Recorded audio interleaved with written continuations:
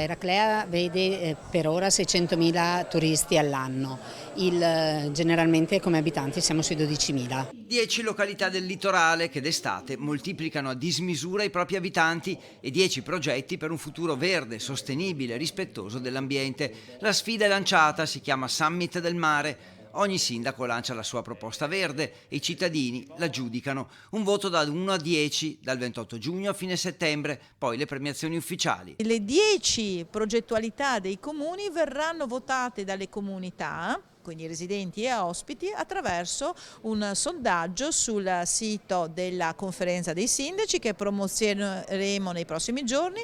La votazione si aprirà il giorno 29 di giugno, si chiuderà il 30 di settembre e avremo disponibili da 1 a 10, quindi ogni progetto potrà ricevere uno o più voti, ovviamente votate. Venezia punta sugli autobus elettrici a carica rapida e alla ciclabile dal Lido a Pellestrina. Sottomarina farà una notte verde per unire la spiaggia alla città e alle nuove tecnologie.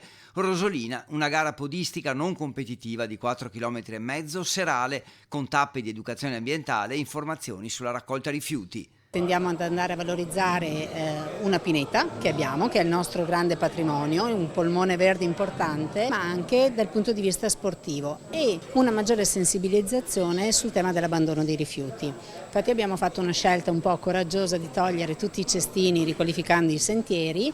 La mattinata di sabato 9 luglio, dove tutti gli amministratori insieme ai volontari andranno a fare una pulizia dello scanno, ma da quel momento sino al termine della stagione estiva verrà consegnato un conetto ai bagnanti che sarà naturalmente biodegradabile e che avrà la funzione di raccogliere i piccoli rifiuti.